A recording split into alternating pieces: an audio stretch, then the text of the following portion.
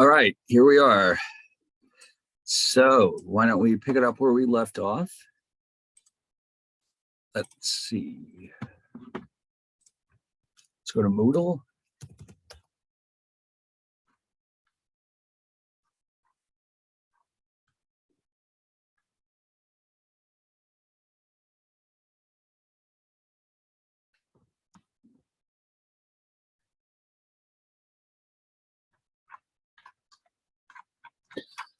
All right, so last time we were still looking at chapter 11. So let's get that going.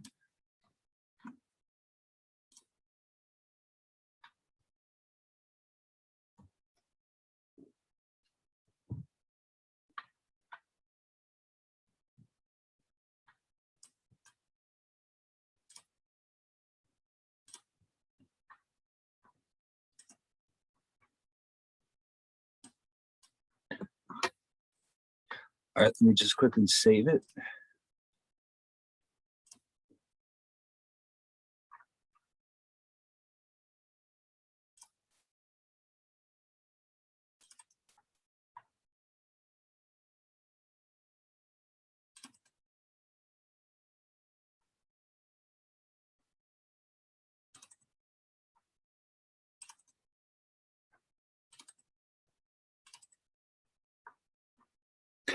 Oh, today's the 11th. Okay.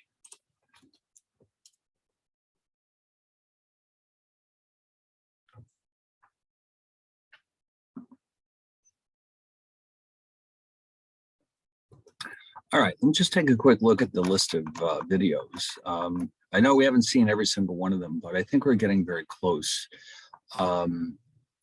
So let's just carry on with this chapter. Now, of course, as I may have mentioned a few times before, chapter 11 and 12 represent the entire final exam. So soon enough, we'll be done with chapter 11. And when we are, we'll do the chapter 11 problem set. And then we will start chapter 12. And then when that's done, we'll do the chapter 12 problem set. And then finally, we will have a sample final. So looks like we may have left off with the multiplication rule.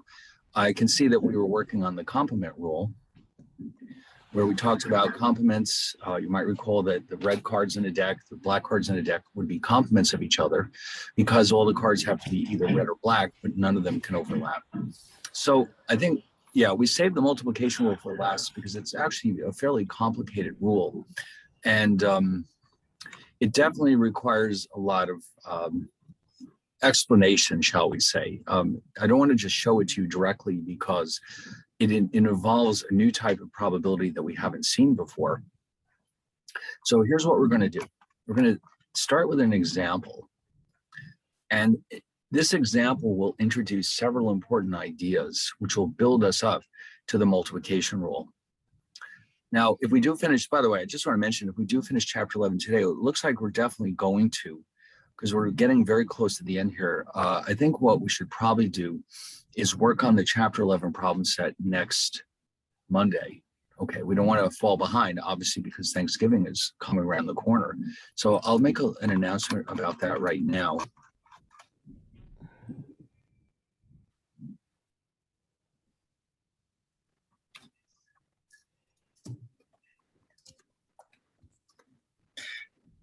Okay, so we will go over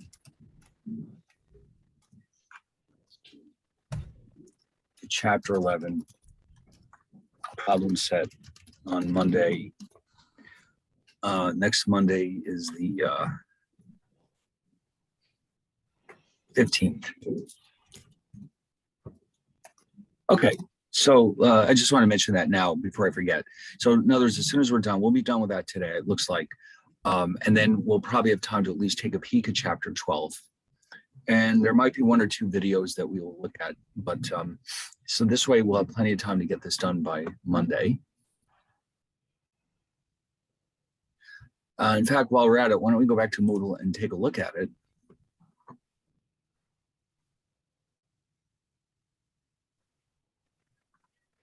Just a quick peek, just to see what's in there. All right, here we go. Now there's so much stuff here. It's, where are we? Oh, here they are. Oh, there's actually two of them. Oops. All right, let me, all right, well, we'll go over both of them on Monday. Let's put it that way. I wrote in the announcement that we'll be doing the problem set, but I'd forgotten that there were two of them. So we'll just do them both on Monday. So what are they all about? Let's take a quick look. So we have probabilities that we'll be calculating from an experiment where we flip a coin twice. We know how to do that. We've got a probability table. This part we're not completely done with yet, but we're getting close. And then in the second group of questions, what are we going to do? Let's find out.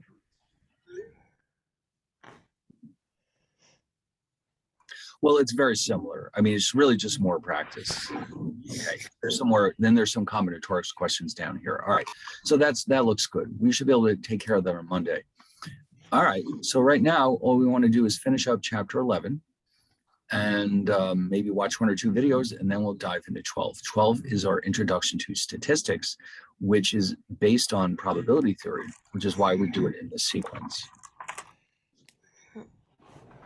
All right, so anyway, let's get back to it. So this multiplication rule, what we're going to do in order to introduce it properly is we're going to start with an example. And this example introduces what's called a joint probability table. And basically, it's just a table that shows some type of information presented, broken up into two basic categories or two types of categories. So it'll make sense when you see it. And along the way, we'll be introduced to some new different types of probabilities, two of which are called joint probabilities and either marginal or unconditional probabilities. All right, so here's what's going on here. We've got a situation where not at SUNY Purchase, which does not have a business school, but at another school, which does, we're going to assume that we have 500 students enrolled in the business program. And we're breaking them up into two separate categories. The first thing we notice is that on the left, we have these mysterious letters. Oh, hold on a second. I have to attach my my tablet here before we go any further.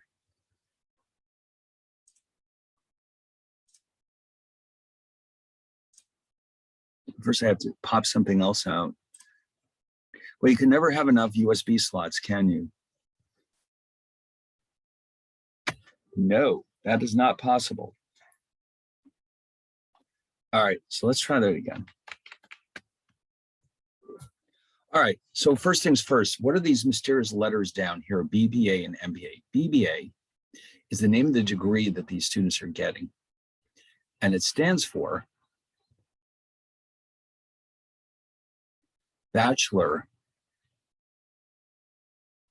of Business Administration.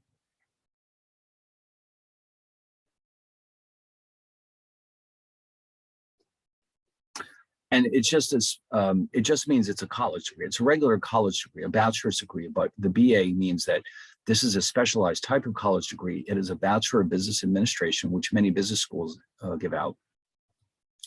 The degrees that you're getting probably are either a BA or a BS, but there might be others that I don't know about. So most bachelor's degrees are either BA for Bachelor of Arts, BS for Bachelor of Science, and then the more specialized ones like business administration might be labeled BBA. Now, yours might be different. I mean, there might be specialized bachelors for performing arts, for example, but I don't know anything about it. So, but most of the time, bachelor's degrees are either BA or BS, unless they're very specialized like this one. And then MBA is called a Master of Business Administration.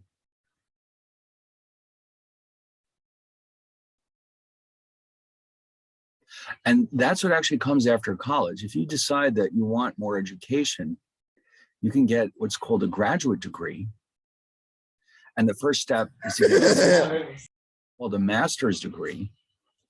And in this particular case, because it is a Master of Business Administration, the letters are MBA.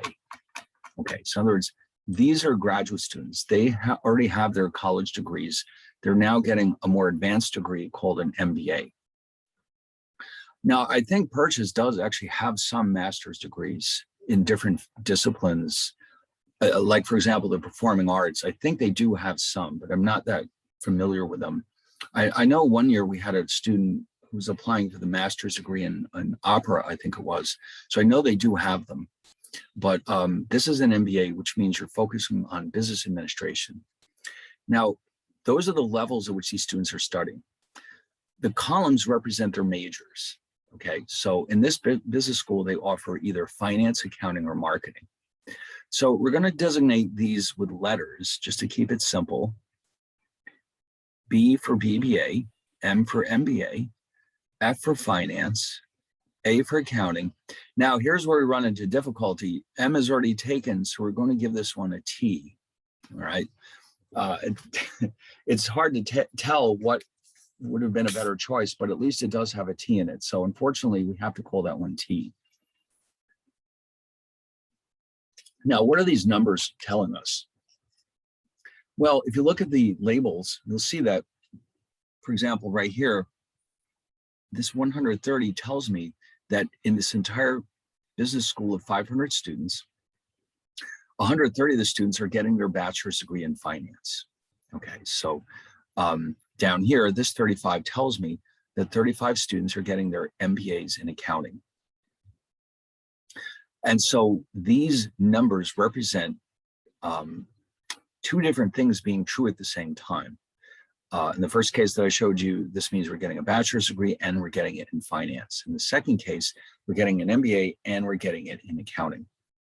So these totals at the bottom and the side tell me, for example, here, this tells me the total number of finance majors, including both bachelor's degree students and MBA students. Same thing here for accounting and for marketing. And you can see if you add these across, you do get 500 students. On the right-hand side here, though, this 400 means there's 400 students getting their bachelor's degree or BBA. And down here, we have 100 students getting their MBA. And of course, these also have to add up to 500, sorry. All right, so now what are we going to do with this information? Well, imagine the following scenario. The business school of this particular college has an alumni magazine. They publish it once a year, let's say. And this year they decided to put on the cover a randomly chosen student from the business school. So we'd like to be able to figure out the probability that the student chosen has different characteristics. In other words, that they might be an MBA student, for example, or they're majoring in accounting. So based on the assumption that everybody is equally likely to be chosen, we can go ahead and calculate any probabilities that we need. So how would that work? All right, well, first of all, what if I wanted to know the probability that a person that I chose from this business school is getting their bachelor's degree in finance? Okay, this category up here. What if I want to know, I randomly pick somebody from the entire student body, and I want to know the likelihood that this person is getting their bachelor's degree in finance? Well, it's a very simple matter of taking the total number of students in this category and dividing by the size of the entire student body. So that probability would be 130 out of 500. And I just want to point out, this probability that I just mentioned is actually written as the probability of B intersect F, or B and F, because we're looking for the probability that the randomly chosen student is both getting their bachelor's degree and studying finance. So this type of probability, well, first, the probability itself is 130 over 500, which is 26%. And it's really just that simple. And the type of probability that we're calculating here is known as a joint probability. because two different things are true at the same time. All right, so that's the key here. Both of these are true. Therefore, we call it a joint probability, and we find it as the ratio of the total who fall into this category over the student body total. Now, there's many others here that we can calculate in the same way. For example, what if I wanted to know the probability that a randomly chosen student, I'll tell you what, let me copy this table into a new slide so we can do another one.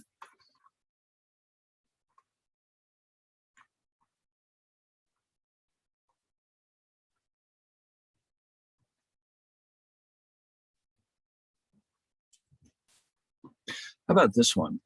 What if I want to know the probability that a randomly chosen student is getting their MBA in accounting? Okay, M and A. Now remember, this is M, this is B, this is F, A and T. So the intersection between the two of them is right here, and the total is here.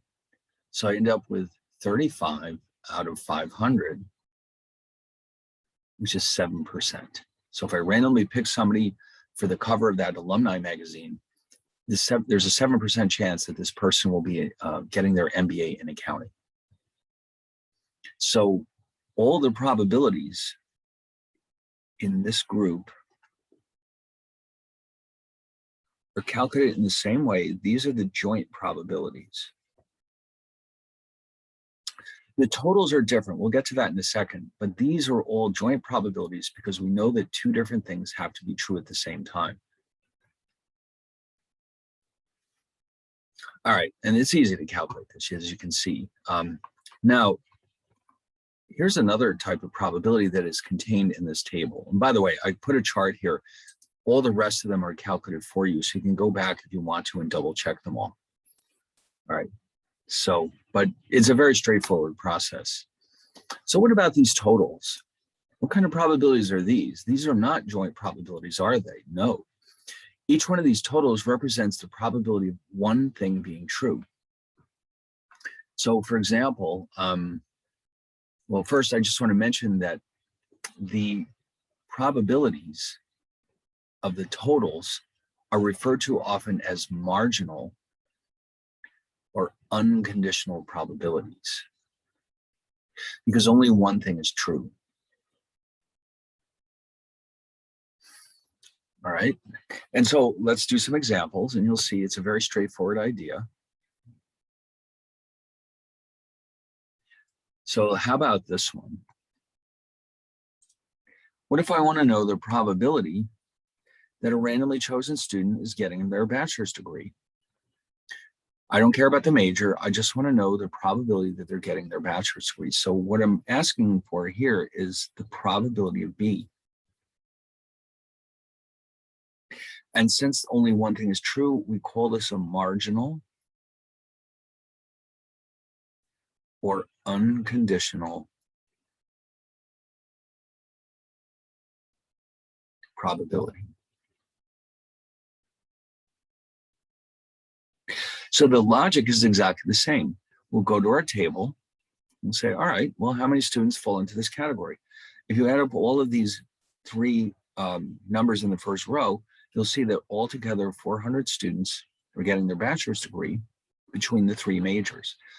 Since there's 500 students in the business school, it must be the case that the probability of B is 400 out of 500.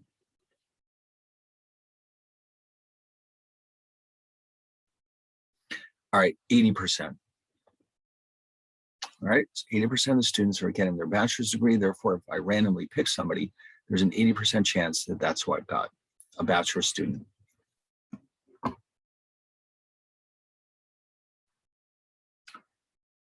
All right, how about this one?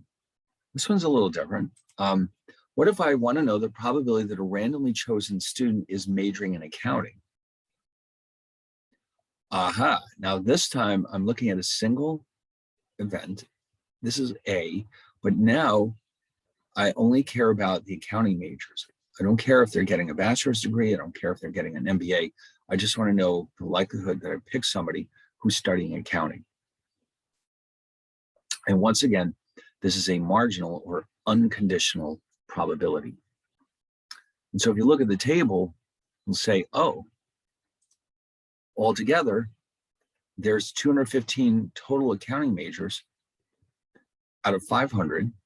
So therefore, it must be the case that this is 215 out of 500, which is 43%. And that's all there is to it. It's so easy.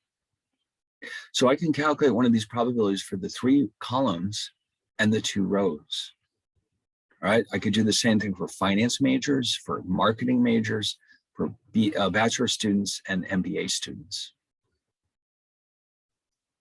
So I've got, yeah, there's a table in here where I've finished up the rest of them for you if you want to look at them.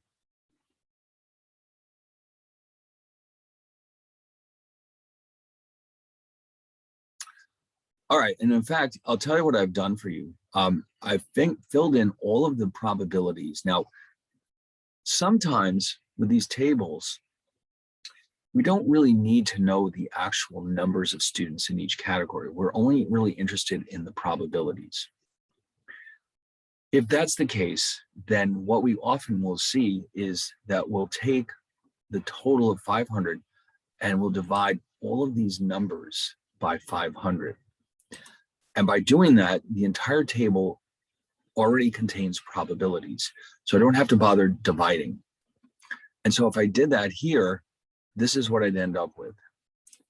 Okay, so in other words, this table represents not the actual totals, but the probabilities, which again were derived by taking the actual numbers and dividing by 500. You might recognize some of these. We did already a few of these, like this one, but and this one. But this type of table, it means the same thing as the other table, but it just it reduces the calculations by that extra step of dividing by the total number of students. Now, if you do need the actual numbers, that's a different matter. But if you don't, if you're only interested in probabilities, this is probably a little bit easier to work with. So going forward, we'll focus on tables where the numbers are already probabilities. I think you'll find it to be a little bit easier and quicker to calculate what you need. All right, now here's the third and final probability that we want to discuss in this section. And this is the one that we've been kind of building up to. This one's a little bit trickier because it involves 2 different events, but in a way that we haven't seen before. So what do I mean by that? We are going to be introducing what are called conditional probabilities. And what that means is the conditional probability of an event depends on whether or not another event is true or has occurred.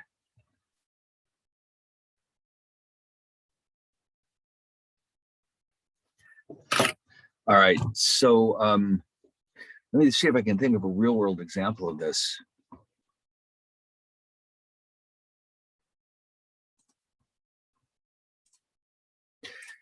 Suppose that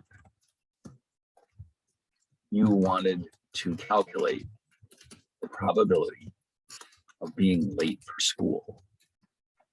Now, I'm assuming that you're driving. I mean, in this example, if we're walking, yeah, the rain might slow you down a tiny bit, but not so much. Now, the probability of being late would be affected by whether or not it is raining. Okay, even if you're walking to school, the rain could slow you down because it's annoying and you got to fiddle around with your umbrella and blah, blah, blah, blah. Okay, so, but if you're driving, it's especially bad because the traffic gets really out of control when it's raining. So if, let's say you were told that, suppose that the probability of being late when it is raining is 20%. This is a conditional probability because, actually, I'm going to have to move this to the next slide.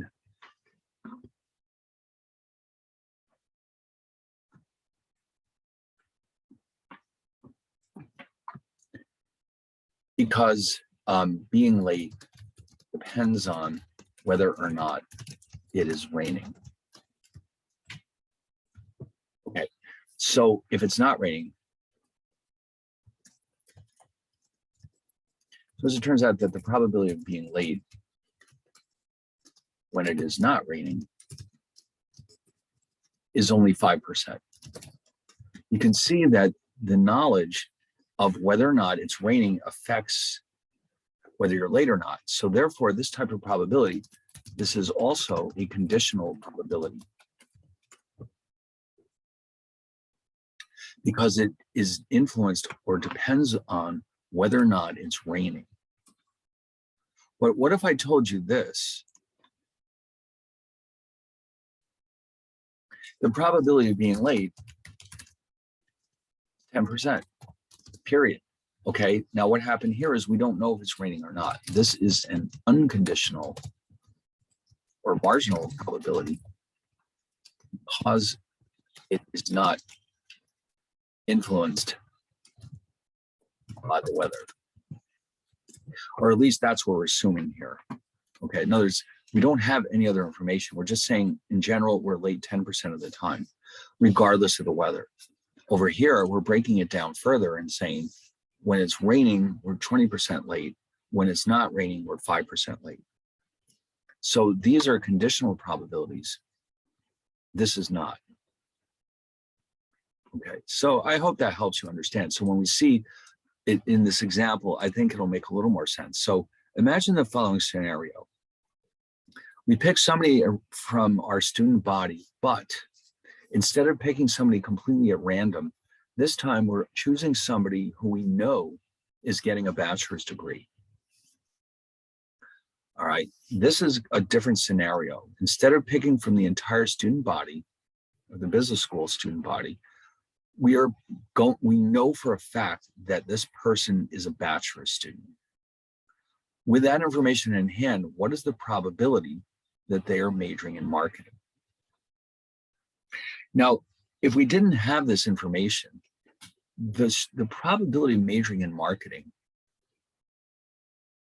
based on that table, let's go back a bit.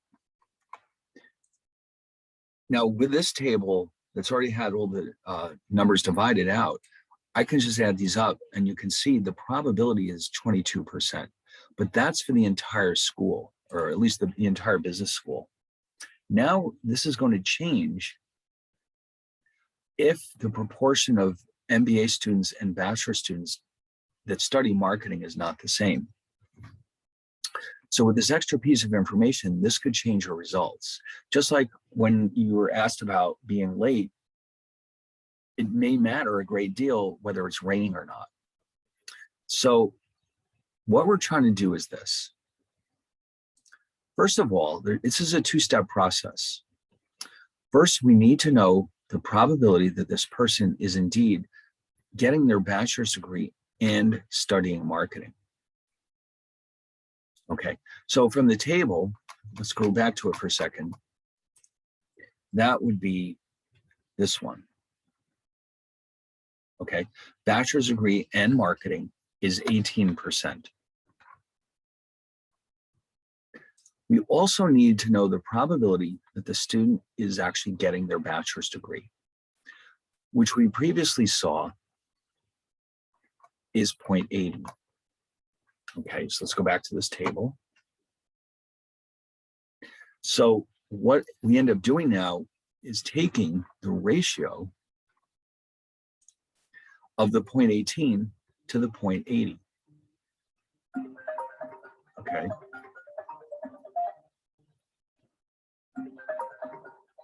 All right. Okay, so we'll let that die out. Okay, so that means now I'm introducing some new notation here. When you see this symbol, What this is saying, now remember, T means marketing and B means bachelor's degree. This is going to be read as given that.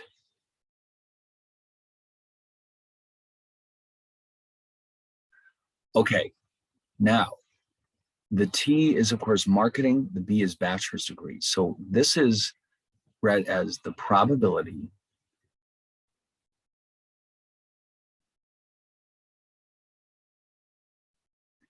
of T given B, or majoring in marketing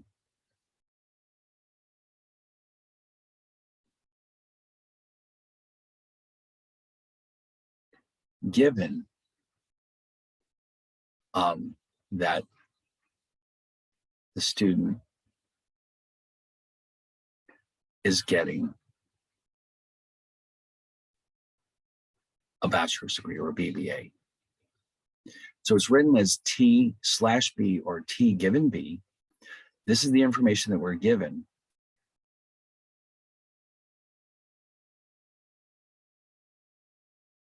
And this is what we're trying to figure out. I'll put a question mark there. Now, this is formally defined as the ratio of B and T, this joint probability,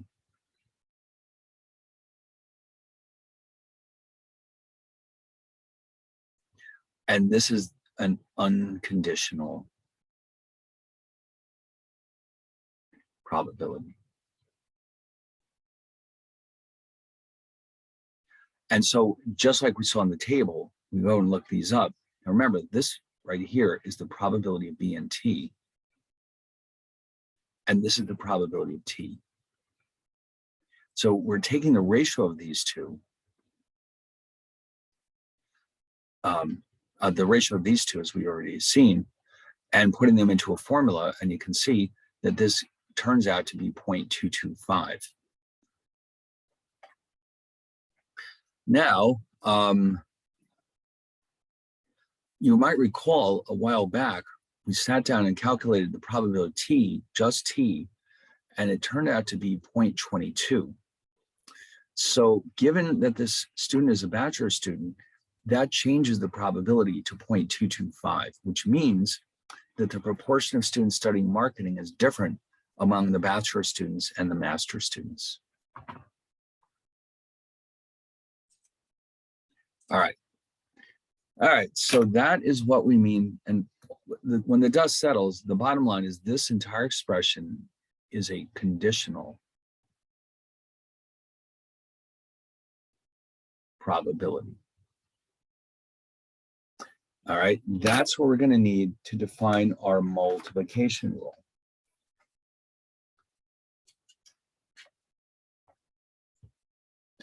All right. So now let's do another one.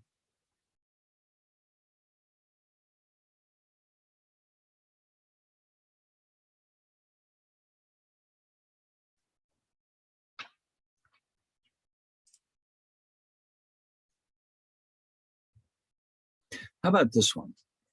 The probability that a randomly chosen student is pursuing an MBA, given that he or she is majoring in accounting. So this time what's happened is that we've chosen a student who's known to be an accounting major, and we want to know the probability that this student is getting an MBA. So this is written as the probability of M given A, because the A is the part that we know.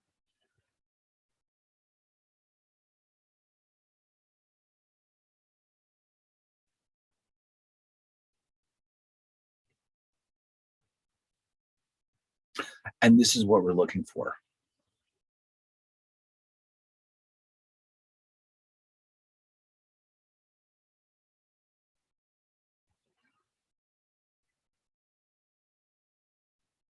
Okay, now you might recall from the last set of slides that formally this is defined as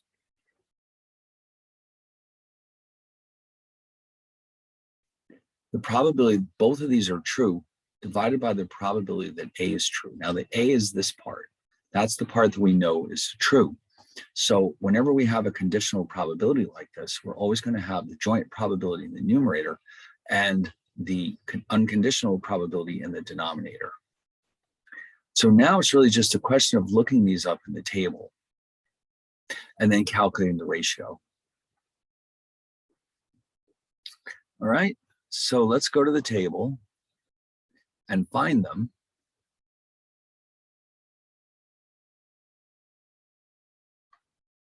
All right, so M&A means getting an MBA in accounting.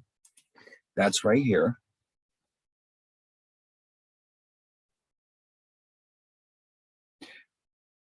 And A is the probability of majoring in accounting, which you can see is 0.43. So what we're actually looking for is the probability of M&A over just A, or 0.07 over 0.43.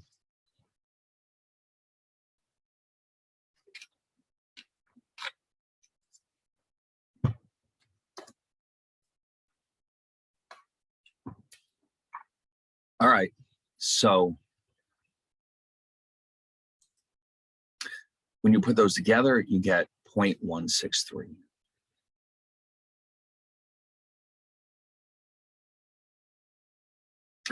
All right, so, and I just want to point out that the probability of just M by itself from the table is 0.20. So that tells me that the proportion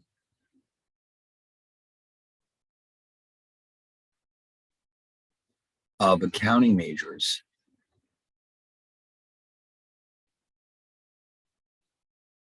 is different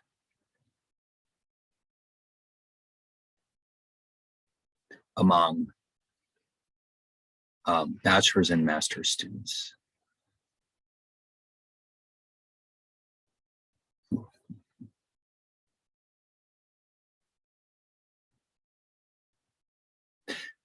If not, these two would be the same number. Now we'll talk about that more in a few minutes. All right, so finally, with all that being said, we're ready for the multiplication rule. Now, it turns out there's two equivalent ways of writing it. They're both going to give us the same results, but in some scenarios, one is more convenient than the other. So you'll pick the one that works with the data that you have. So here's the first version of it. And you can see it is based on a conditional probability, B given A. And that's why it was necessary to take a detour and explain all those different types of probabilities.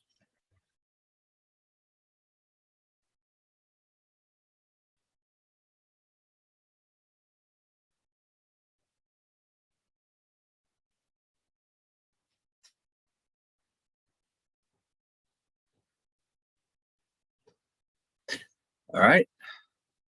So the probability, and you notice how the multiplication rule is defined for joint probabilities.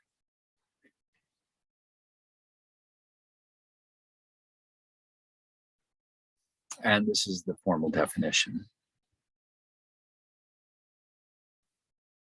Now, how else could this be expressed? I'll tell you what, let me just copy it onto the slide so you can see them next to each other.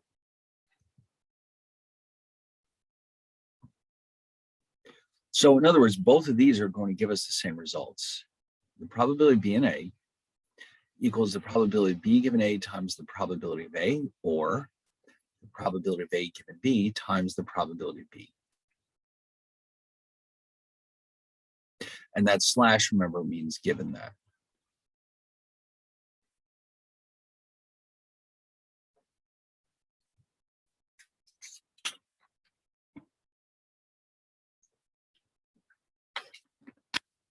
All right. So now, why don't we do some examples?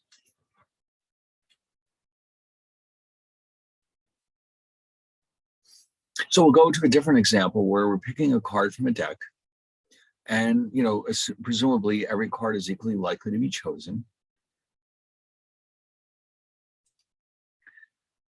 I'm going to pick a card from a deck, and I wanted to find the following events. A, the card that I've chosen is an ace, and B, the card is black. So what would I like to calculate? Now, by the way, I just want to do a little bit of a detour here as well. In a standard deck of cards, there are 52 cards. They are divided into 4 suits: spades, clubs, hearts, and diamonds. Spades and clubs are black. Hearts and diamonds are red. So half the deck is red and half is black. Now, among each of the suits, or within each suit, I should say, there are 13 cards.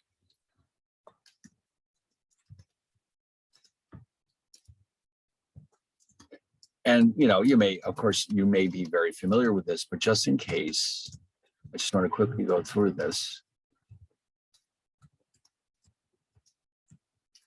Where the A is the ace, J is jack, Q is queen, and K is king. And the jack, queen, and king are, of course, the face cards. The ace often ends up being the highest card, but not always. And so the idea here is that there are 4 aces in the deck. So the bottom, for this example, what matters is that there are 4 aces in the deck.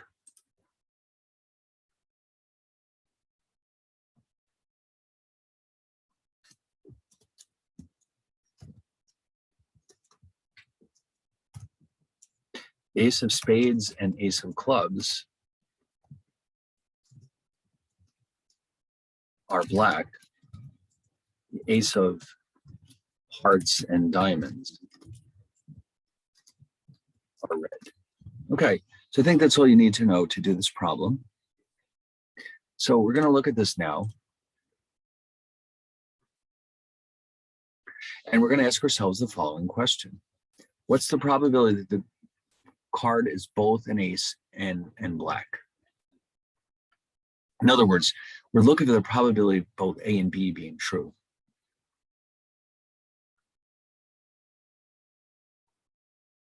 So how would we do this? Oh, by the way, I forgot to mention this. As far as the algebra of sets is concerned, the probability of A and B, whatever it is the same as B and A. The order in which you write these doesn't really matter.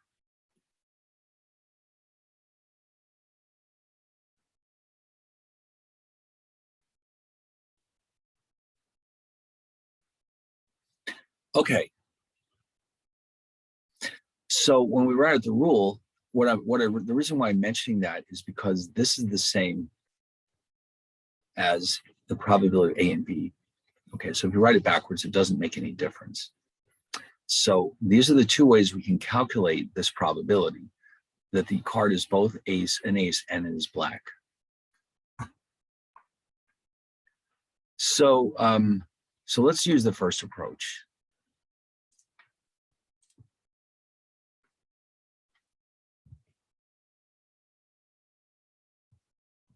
Whoops.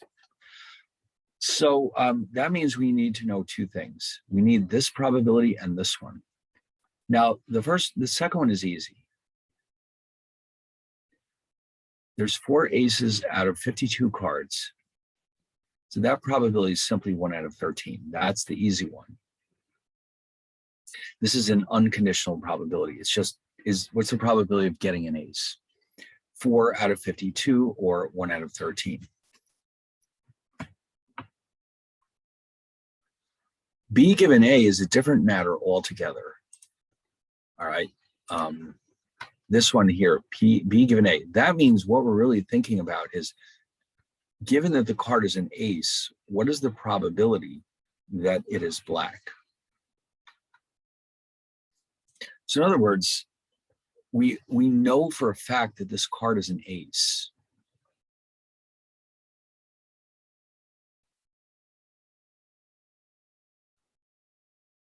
I'll just write A, I guess S for spades, clubs, hearts, and diamonds. How about that? These are black, these are red. So once we're told that this is definitely an ace, the likelihood of it being black is 2 out of 4, or 1/2.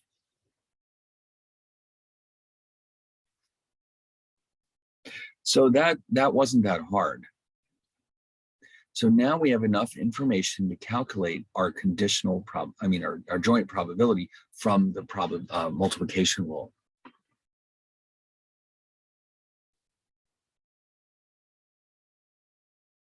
So let's combine those two results, and we come up with 1/2 times 1/13, which is 1/26, or about 3.85%.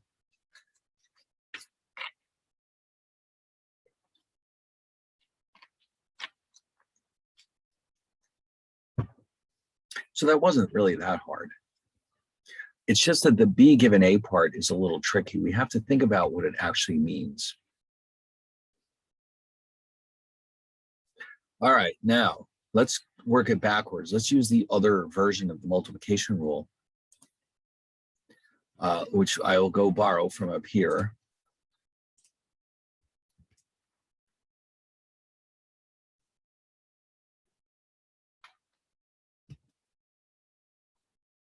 So now we need these two pieces of information. PB is easy because what it's saying is the probability that the card is black. Since we have 26 black cards out of the deck, that probability is 26 out of 52, which is 1/2.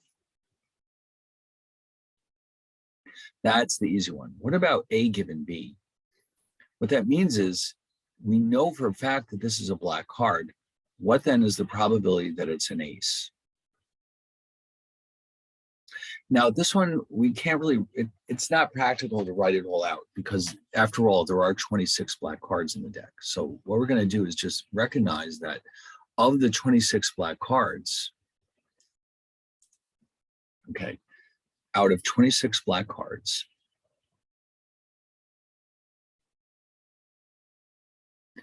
2 are aces, specifically the ace of clubs and the ace of spades. So therefore, this probability is 2 out of 26, or 1/13.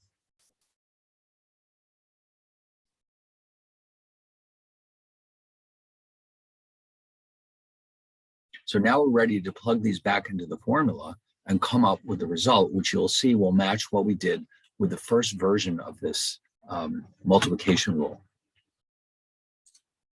So there we go. So we plug them in, and what do you know? It's the same, 1 out of 26, or 0.0385.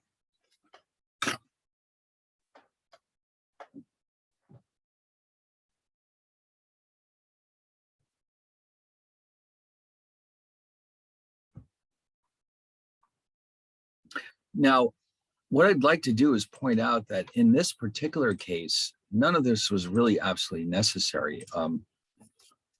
The original question was, what is the probability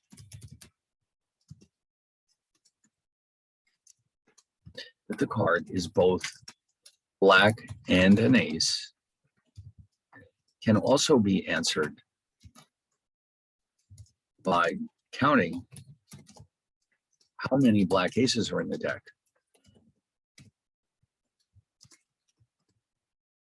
Compared with the size of the deck. And that is going to give us 2 out of 26, or 1 out of 13, or of course 0.0385. So in other words, in a case like this, a very simple case, the multiplication rule wasn't really necessary, but at least this way we can see how it works. All right, so Now, in many of the cases we'll encounter, we absolutely do have to have the multiplication rule, but here it was probably a little bit of overkill, but at least now we understand how it works. Okay. Okay, I see the recording is dead now. You're all still there, right? Yeah, we're here. All right, well, let's just keep going then. I guess we're just going to be stuck with this for the rest of the semester. So anyway, now, if you recall from when we started doing this topic, the addition rule had a simpler version that we could use when, let's see, let's go back and find it. Here's the full-blown addition rule. You might recall that there's a simpler version of this, which we can use when the two events are mutually exclusive, because we don't need to subtract that intersection when the intersection is empty, because that probability is 0. Well, it turns out the multiplication rule also has a simpler version, but it's not related to events being mutually exclusive. It's related to events being what we will call independent. Okay, so we're going to be now considering this notion of independent events. And what exactly does that mean for events to be independent? It means in English that the occurrence of one does not affect the probability of the other, and vice versa. So, like, what would be two good examples? Or a good example, let's say that, I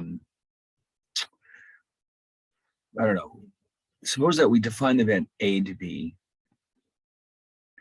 it is raining in New York, and B, it is raining in LA. Well, I think you'll agree that the weather patterns in LA and New York are not related to each other. They're just too far apart. These would be considered independent events because they do not affect each other.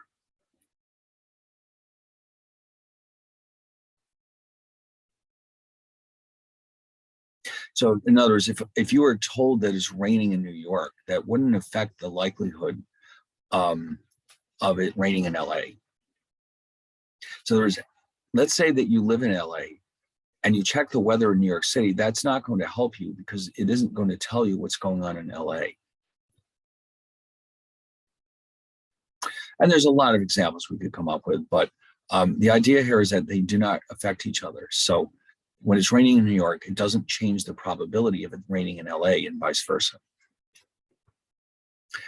But we have a more formal way of explaining this.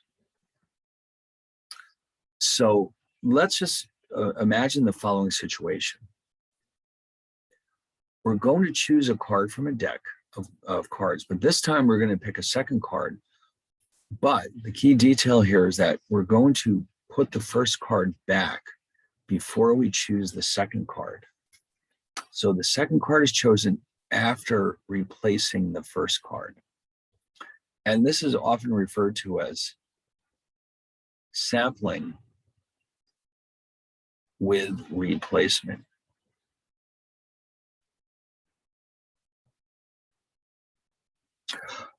Now, why does that matter? It matters a great deal because what this means is that when the second card is chosen,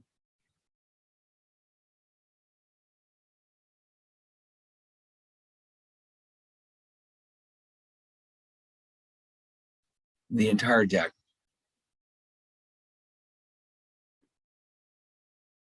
is still intact. In other words, all the cards are still there. So when I go to pick the second card, the probability of getting a red card on the second draw does not depend on what happened to the first card because I put it back. If that wasn't the case, then whether the second card is red or not does depend on whether or not the first card was red. But here we're keeping it simple. We're assuming that the first card was put back. So therefore, when we pick the second card, we're essentially starting all over again. Okay, so that makes a great deal of difference. Now, what is the probability that both cards are red? Which means the probability of A and B.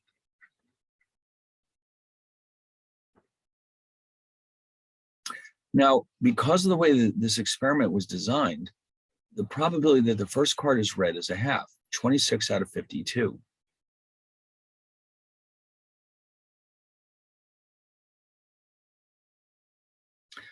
But then what about B? Now, by the way, let me just go back and revisit for you the multiplication rule.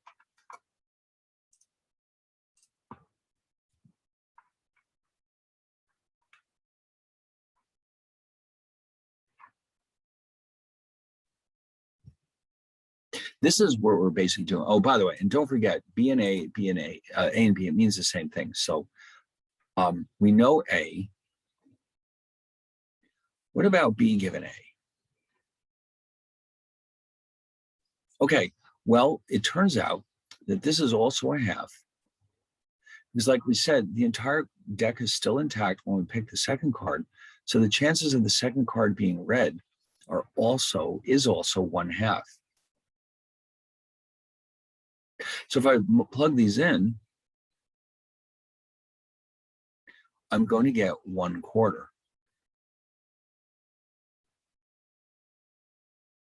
So the chances of both cards being red is a half times a half.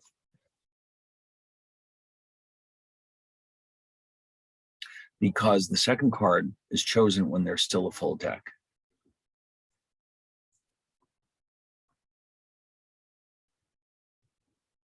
I see. So here, I summarized it right here, yes. So in other words, it's just a half times a half. Now, what if I wanted to write it the other way around? It doesn't really matter.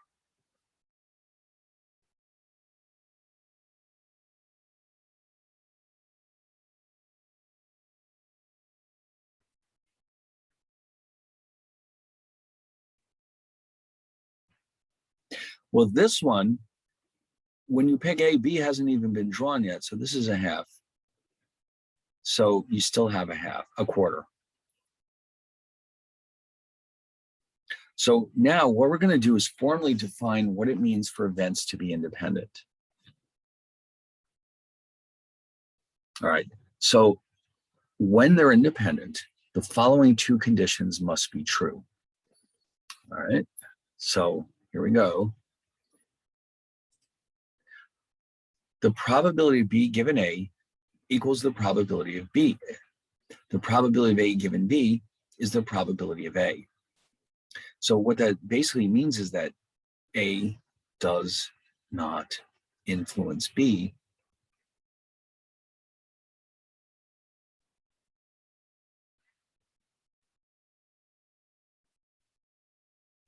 And B does not influence A. That's what it really means. So you may be asked in a practice problem set to prove that two events are independent. And this is what you would have to do.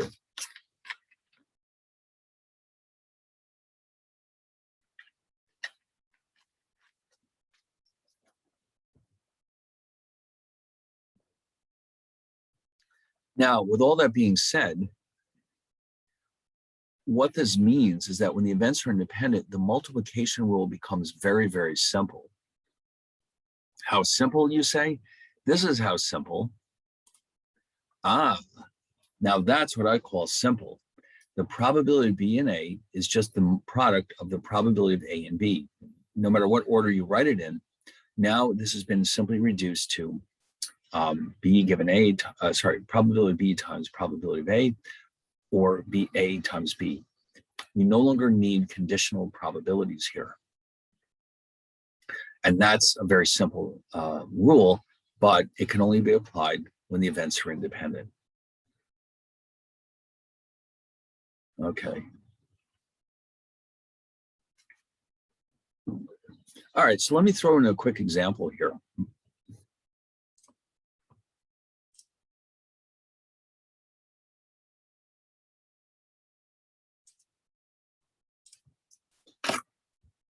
Suppose a coin is flipped twice. A equals first coin is a head. B is second coin. It's a head. What is the probability that both coins are heads?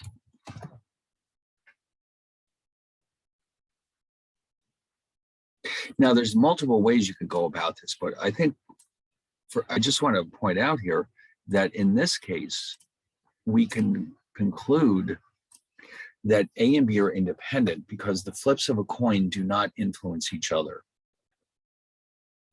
So the coin flips, once you flip a coin, the next time you flip it, that has no bearing on what happens to the second flip. Okay, so therefore, since the coins do not influence each other, A and B are independent events. Therefore, all right, and so we want to know the probability that they're both heads.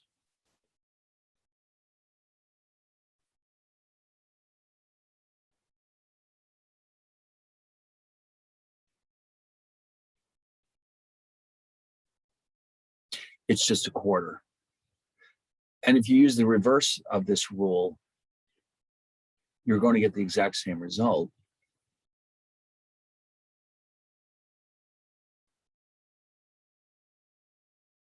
Which is a quarter.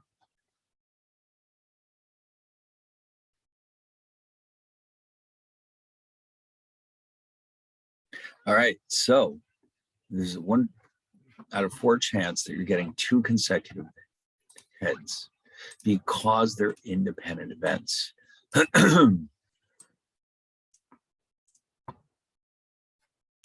All right, so that is actually it, believe it or not, for chapter 11. It was a very long chapter, but a very interesting chapter. So now I'm going to show you a video that I sort of forgot about. I wanted you to see this before, but it's still very valid, very, very relevant.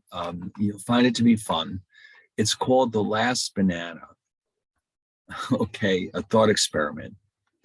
Oh, I just realized since the system is messed up, I can't send you the link. Oh, no. Wow. That's very frustrating. If I just turn it on, I don't think you'll be able to hear it. That's the reason why I don't just do that. Now, well, all right, I'll tell you what, let's try it. Let me turn it on and see if it works. You let me know if you can hear what it's saying. Or, yeah, let's see what happens.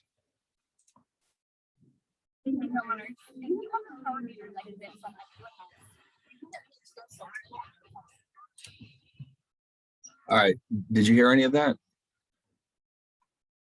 It was really muffled and garbled. Oh boy. All right. I'll tell you what. I guess we were going to have to save this for next time, when the thing is still running. I guess that's going to be the pattern from now on. It'll last for like an hour and 15 or 20 minutes. So I'll try to sneak it in at the start of the class instead of waiting. It's too bad. It's kind of a fun, it has to do with dice and gambling on the outcomes. And, it's always even more fun when the results are unexpected, like with the birthday problem and, finding out that it only takes 23 people in the room to ensure that there's a 50% chance of 2 of them having the same birthday. So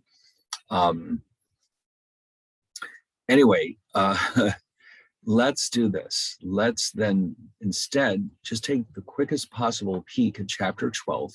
So remember, our goal now is to do the problem sets for 11 on Monday. So I'm going to go open up 12. I don't think I've posted it on Moodle yet, so I'll take care of that tonight or today, whatever. Let me just go get my copy of it.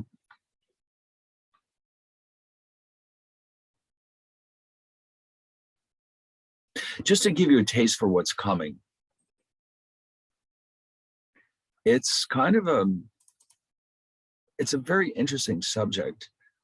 And it turns out that it's incredibly useful in a lot of applications. It's something that's used all over the place. Every discipline uses statistics. This is the only way we can draw conclusions from real world data.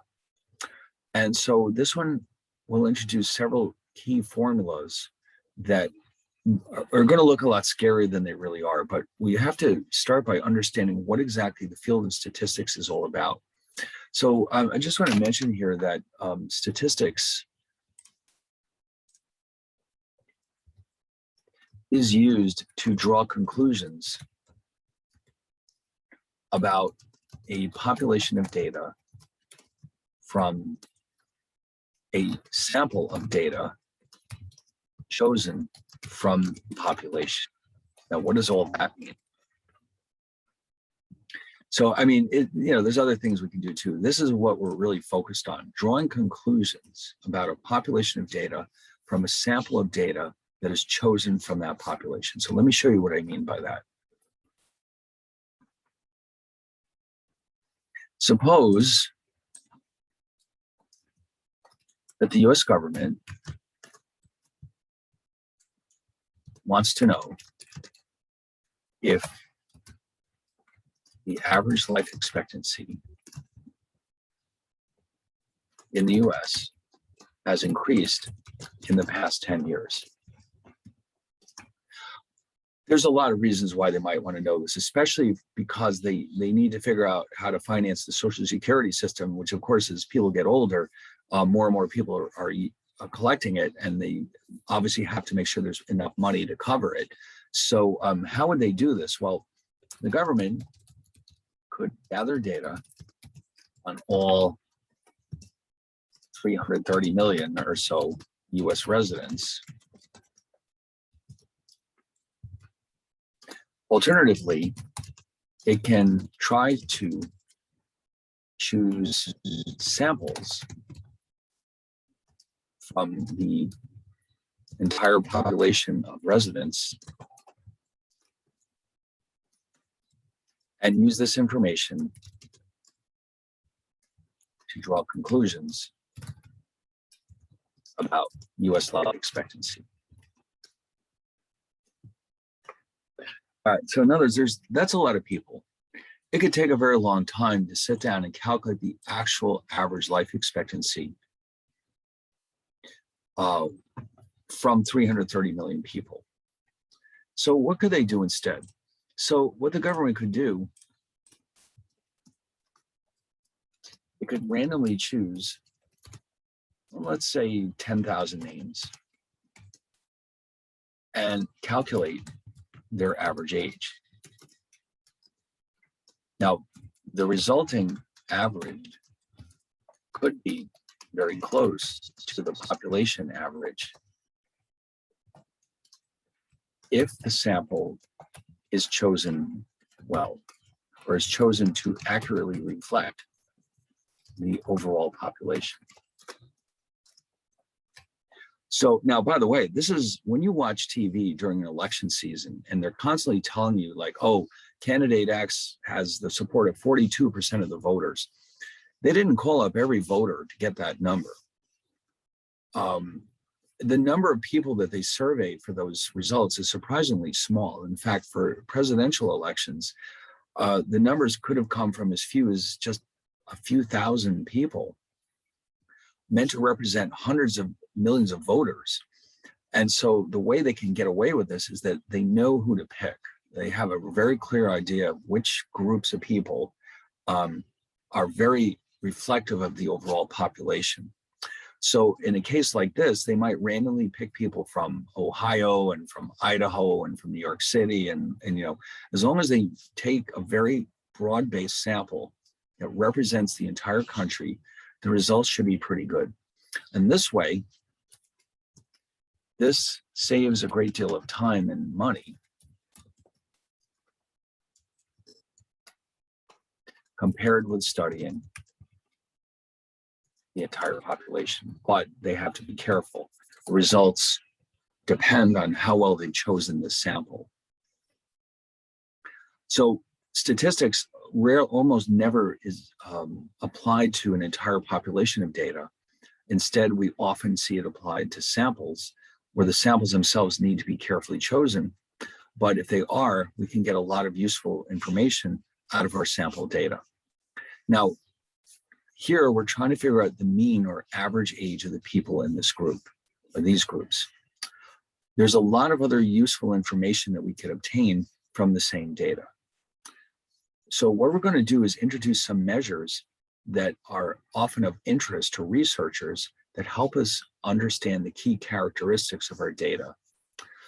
So without getting too specific or in too much detail, I don't want to get too deeply into this topic because we have to do a little bit of background. I have to introduce you to some background ideas before we go any further.